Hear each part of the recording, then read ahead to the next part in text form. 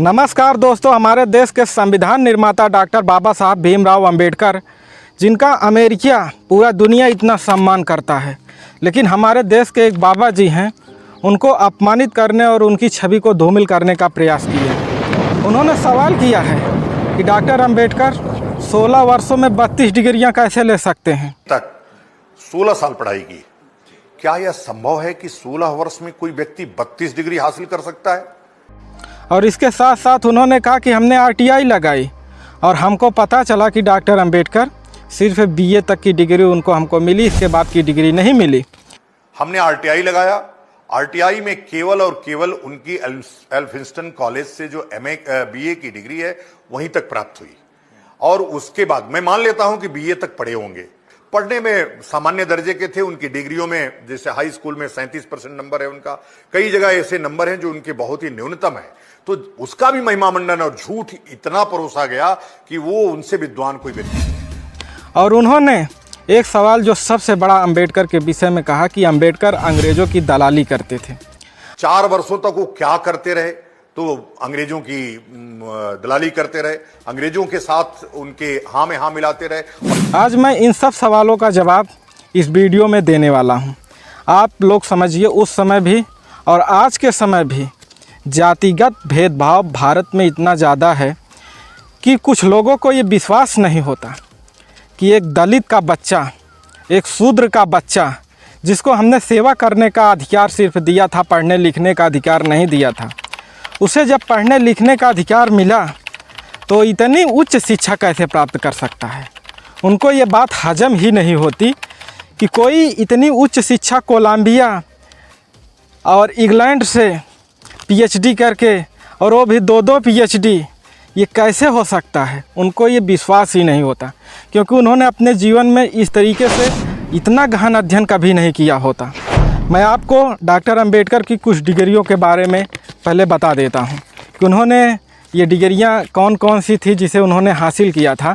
और इनको पता नहीं है, इनको आरटीआई लगाने के बाद भी नहीं पता चला, लेकिन आप अगर गूगल करेंगे तो गूगल भी डॉक्टर अंबेडकर की सारी डिग्रियों को एआई के माध्यम से सबसे पहले ही जनरेट करके दे देगा। उन्होंने एल्फिंस्टन कॉलेज जो बॉम्बे में था, आज मुंबई में है, उसमें 1913 का मतलब आप समझिए, आज से 115 साल पहले बीए किए थे। और कोलंबिया विश्वविद्यालय न्यूयॉर्क अमेरिका से 1915 में एमए और 1917 में पीएचडी किए थे। और लंदन स्कूल ऑफ इकोनॉमिक्स, अर्थशास्त्र के भी विद्वान थे डॉक्टर अंबेडकर। 1923 में डीएससी किए थे लंदन से, जहां आज के समय में आप घूमने भी नहीं जा पाइएगा, लेकिन उस दलित बच्चे को पढ़ने का मौका मिला और उसने लंदन से डीएससी किया। अमेरिका के न्यूयॉर्क से पीएचडी किए थे। और इसके अलावा वो बैरिस्टर एट लॉ भी थे। 1920 में लंदन ग्रेस से ये डिग्री उन्होंने प्राप्त किया था। और एलएलडी डॉक्टर ऑफ लिटरेचर, वो अपने क्षेत्र के डॉक्टर विद्वान थे। 1992 में कोलंबिया विश्वविद्यालय, 1952 में कोलंबिया विश्वविद्यालय इन्हें डॉक्टर ऑफ लिटरेचर की उपाधि दी थी, यानी कि आप लिटरेचर के डॉक्टर हैं, उसकी आप सर्जरी कर सकते हैं, आप इतने विद्वान हैं। अमेरिका मानता था, कोलंबिया यूनिवर्सिटी मानती थी, और कोलंबिया यूनिवर्सिटी आज भी मानती है कि डॉक्टर अंबेडकर अपने समय के हमारे विद्यालय के सबसे होनहार छात्रों में से एक थे। और सबसे बड़ी बात, डी.लिट की उपाधि डॉक्टर अंबेडकर को मिली थी।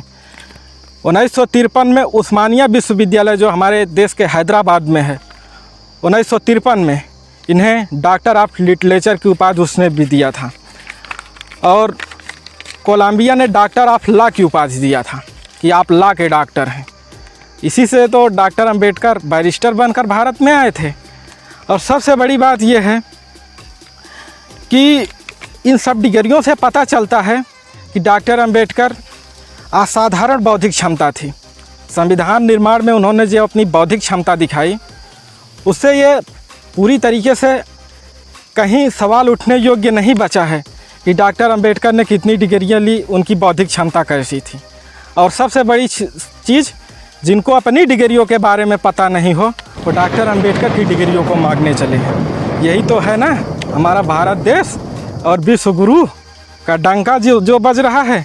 और अंबेडकर ने कई शोध भी किए, थीसिस किए डॉक्टर अंबेडकर, और उसे पूरी विश्व पढ़ता है, पूरा विश्व मानता है। उनका एक थीसिस है the problem of the rupees और दूसरा थीसिस है नेशनल डिवाइडेंट ऑफ इंडिया। और मैं कह सकता हूं कि डॉक्टर अंबेडकर ने हमारे देश में कुछ ऐसे सुधार किए, अगर डॉक्टर अंबेडकर ना होते तो सुधार हो ही नहीं सकता। उन सुधारों से जिन लोगों को हानि हुई है, विशेषकर उच्च जाति के लोग, और जो बाबा जी को देख रहे हैं आप, इनके वस्त्र और वेशभूषा से आप समझ सकते हैं इन्होंने गरीबी को कितना झेला है, अछूत छुआछूत को कितना झेला है। ये इसी तरीके का सवाल, इसी तरीके से समाज को भ्रमित करने का प्रयास करेंगे। मैं ये तो डॉक्टर बाबा साहब अम्बेडकर की कुछ डिग्रियों के बारे में आपको बताया। मैं अब डॉक्टर बाबा साहब अम्बेडकर के द्वारा किए गए कुछ ऐसे परिवर्तन के बारे में बताता हूँ कि अगर डॉक्टर अंबेडकर ना होते तो शायद वो परिवर्तन ना हो पाता। डॉक्टर अंबेडकर ने सामाजिक सुधार और दलित सुधार और संविधान का निर्माण में जो महत्वपूर्ण भूमिका निभाई, वो शायद कोई भी निभा सकता है। आपको जानकर आश्चर्य होगा कि डॉक्टर अंबेडकर महिला सशक्तिकरण, आज हमारे देश में सोफिया कुरैशी और व्योमिका सिंह अगर पाकिस्तान के आँख में आँख डालकर जवाब दे पा रही हैं तो कहीं ना कहीं अंबेडकर की नीति है। अंबेडकर की महिला सशक्तिकरण की जो दृष्टिकोण था, आज महिलाएं IAS PCS और सेना में भर्ती हो पा रही हैं। ये डॉक्टर अंबेडकर की ताकत है। और डॉक्टर अंबेडकर वर्ण व्यवस्था के घनघोर विरोधी थे। वो इस बात से बिल्कुल डिप्रेस्ड रहते थे कि कोई अछूत कैसे हो सकता है। आपको जानकर आश्चर्य होगा, यही हमारा देश है जिसको हिंदू राष्ट्र बनाने के लिए हमारे देश में ऐसे असामाजिक तत्व हिंदू राष्ट्र बनाना चाहते हैं। लेकिन जब ये हिंदू राष्ट्र था तब कैसा था हमारा देश? मैं एक नज़र आपको डाल देता हूँ। जब हमारे देश में अंग्रेज नहीं आए थे, जब हमारे देश में डच नहीं आए थे, जब हमारे देश में मुग़ल नहीं आए थे, जब हमारे देश में गुप्त काल के और आगे आप चले जाइए, तो हमारे देश में जब हिंदू राष्ट्र था, जब सारे राजा हिंदू थे, तो दलितों के आगे हाड़ी और पीछे झाड़ू लटका दिया जाता था कि चलें तो इनके पैरों का निशान मिट जाए, ये धरती पर थूके नहीं, ये अछूत हैं, इनको छूना नहीं है। जिस कुएं से, जिस तालाब से जानवर पानी पी सकता था, उस तालाब से दलितों को पानी पीने का अधिकार नहीं था। डॉक्टर अंबेडकर ने अधिकार दिया है। और मैं आपको कह सकता हूँ कि डॉक्टर अंबेडकर, जिनको यहाँ पर पढ़ने का अधिकार नहीं था, उन्होंने अमेरिका से संस्कृत को भी अंग्रेजी में पढ़ कर आए थे। और मैं आपको बता सकता हूँ, डॉक्टर अंबेडकर ने महाड़ सत्याग्रह किया था और महाड़ सत्याग्रह को पानी से जोड़ा था। पानी पीने का अधिकार दलितों को नहीं था, इनका जीवन पशुओं से भी बदतर था। लेकिन अगर ये जीवन जीने का अधिकार, मंदिर में जाने का अधिकार, पढ़ने का अधिकार मिला है तो डॉक्टर बाबा साहब अम्बेडकर के नाते मिला है। और हमारे देश में ऐसे लोग हैं जो डॉक्टर बाबा साहब को अपमानित करने का काम करते हैं और कहते हैं कि डॉक्टर अंबेडकर अंग्रेज़ों की दलाली करते थे। लेकिन डॉक्टर अंबेडकर अंग्रेज़ों की दलाली नहीं करते थे। डॉक्टर अंबेडकर अंग्रेज़ों से मिलते थे, लेकिन अपनी रणनीतिक समझदारी की वजह से मिलते थे। दलितों को अधिकार दिलाने के लिए मिलते थे। इसलिए मिलते थे कि हमारे देश के दलित और महिलाओं को अधिकार मिले, शिक्षा का अधिकार मिले। आज इनको, जिन्हें दलित कहा जाता है, अंग्रेज़ों के समय में इन्हें साफ साफ अछूत बोला जाता था, इन्हें अछूत कहा जाता था। लेकिन अंबेडकर ने अपनी प्रतिभा से एक नारा दिए थे अपने एजुकेशन के बल पर कि शिक्षित बनो, संगठित बनो और संघर्ष करो। और नारा देकर ही शांत नहीं बैठ गए थे। 1924 में बहिष्कृत हितकारिणी सभा की स्थापना किए थे और 1945 में पीपल एजुकेशन सोसाइटी की स्थापना किए थे। इन दोनों सोसाइटियों का मुख्य उद्देश्य दलितों को शिक्षित करने का था। और दलितों को स्कूल में, मंदिर में नहीं हिलने दिया जाता था, पानी नहीं पीने दिया जाता था। ये अधिकार डॉक्टर बाबा साहब अम्बेडकर ने दिए हैं। और ये अधिकार कैसे दिए? सोचिए डॉक्टर अंबेडकर अमेरिका से पढ़कर आते हैं, यहाँ पर अपना नारा देते हैं कि शिक्षित बनो, संगठित बनो, संघर्ष करो। इसके साथ साथ यहाँ पर 1945 में बहिष्कृत हितकारिणी सभा की स्थापना करते हैं। 1945 में पीपल्स एजुकेशन सोसाइटी की स्थापना करते हैं। इसके बाद भी अंबेडकर रुकते नहीं हैं। अंबेडकर साहब जब उनको संविधान बनाने का मौका मिलता है तो संविधान में अनुच्छेद 15, अनुच्छेद 17 और अनुच्छेद 46, अनुच्छेद 15, अनुच्छेद 17, अनुच्छेद 46 में शिक्षा के खिलाफ कानून बनाते हैं कि किसी को शिक्षित होने से रोका नहीं जाएगा। और ये चोट्टे आज हमारी एजुकेशन पर 18% GST ले रहे हैं और हमारा भारत विश्वगुरु बनने के कगार पर है। ऐसे ही भारत विश्वगुरु बनेगा। देश में एजुकेशन पर अगर बच्चा किताब खरीदेगा, कापी खरीदेगा, कलम खरीदेगा, पेंसिल खरीदेगा, आप उस पर 18% GST ले रहे हैं।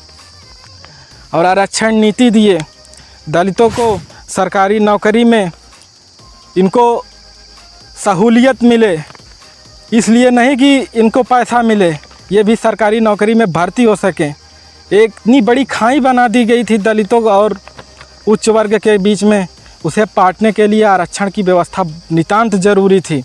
संविधान निर्माण में डॉक्टर बाबा साहब अम्बेडकर को संविधान का जनक, कॉन्स्टिट्यूशन ऑफ फादर कहा जाता है। संविधान बनाने में 2473 बार बोला गया, आपस में बातचीत हुई, जिसमें डॉक्टर अम्बेडकर ने 763 बार अकेले अपने दम पर बहस किए थे। और कहते हैं कि डॉक्टर अम्बेडकर ने संविधान नहीं बनाया था, BN राव ने बनाया था। BN राव की भूमिका कम नहीं थी, लेकिन डॉक्टर बाबा साहब की भी भूमिका कम नहीं थी। 463 बार अकेले बहस करना, और वो भी गहराई में जाकर, सामान्य आदमी के बस की बात नहीं होती है। और जिनको लगता है कि डॉक्टर अम्बेडकर सिर्फ दलितों के साथ किए, तो मैं आपको बता सकता हूँ कि डॉक्टर अम्बेडकर ने दलितों के साथ जितना नहीं किया, उससे ज़्यादा इस देश की महिलाओं के साथ किया। उन्हें बराबरी और न्याय देने का काम किया। हमारे देश के CGI BR गवई हैं इस समय, उनका नाम है भूषण रामकृष्ण गवई। वो 14 मई 2025 को चीफ जस्टिस बनते हैं और वे इस देश के सिर्फ दूसरे, अब तक हमारा देश 75 साल हो गए आज़ाद हुए, अब तक सिर्फ दूसरे दलित CGI बने हैं। और ये पहले बौद्ध धर्म को मानते हैं ऐसे CGI हैं जो बौद्ध धर्म को मानते हैं। 18 मई 2025 को जस्टिस गवई ने महाराष्ट्र और गोवा के बार काउंसिलिंग द्वारा आयोजित सम्मान समारोह में गए थे। और इस समारोह की सबसे बड़ी विशेषता ये थी कि जो भी जस्टिस नियुक्त होता था, जब समारोह में जाता है तो उसको लेने के लिए मुख्य सचिव, पुलिस निदेशक, DGP या मुंबई पुलिस आयुक्त आता है, लेकिन BR गवई को लेने के लिए कोई नहीं आया। आज हम 2025 में जी रहे हैं, दुनिया AI का दम भर रही है, हम विश्व गुरु बनने के कगार पर खड़े हैं, लेकिन ये कैसी विश्व गुरु कि हमारे CGI के साथ इस तरीके का अपमान होता है। तो इस देश में दलितों के साथ किस तरीके का अपमान होता है, अगर मैं दिखाने लगूँ ब्यौरा, तो ये वीडियो कई घंटों का बन जाएगा। कहीं पर दलितों को घोड़ी पर चढ़ने नहीं दिया जाता। आज 2025 में जब दुनिया AI का दंभ भर रही, जब हम ये दंभ भर रहे हैं कि हम चाँद पर कदम रख चुके हैं, तब ये हाल है दलितों के साथ। कहीं पर उनको मारा जाता है, कहीं पीटा जाता है। और ये बात का सबूत इस बात से है कि जब CGI की अगुवाई में 2025 में इस तरीके का नाटक किया जाता है, हम नहीं करेंगे। और हमारे पूर्व राष्ट्रपति रामनाथ कोविंद को तो आप लोग याद ही रखे होंगे कि 27 जून 2018 को रामनाथ कोविंद जगन्नाथपुरी के गर्भगृह में जाने से रोक दिया गया था। राष्ट्रपति थे, अरे राष्ट्रपति थे, देश के पहले नागरिक। प्रधानमंत्री से संवैधानिक रूप में राष्ट्रपति बड़ा होता है, लेकिन जगन्नाथपुरी के गर्भगृह में जाने से रामनाथ कोविंद जी को रोक दिया गया था। किसी न्यूज़ वालों ने कवर नहीं किया। आपको मैं हाथ जोड़कर विनम्र निवेदन करना चाहता हूं कि अगर ये वीडियो आपको अच्छा लगा हो तो इस वीडियो को ज़्यादा से ज़्यादा शेयर करिए, ज़्यादा से ज़्यादा लोगों तक पहुंचाइए।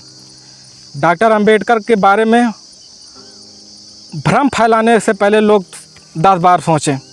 अगर ये वीडियो अच्छा लगा तो हमारे चैनल को सब्सक्राइब करके ज़रूर जाइएगा, और एक लाइक तो बनता ही है। वीडियो देखने के लिए आप सभी का बहुत बहुत धन्यवाद।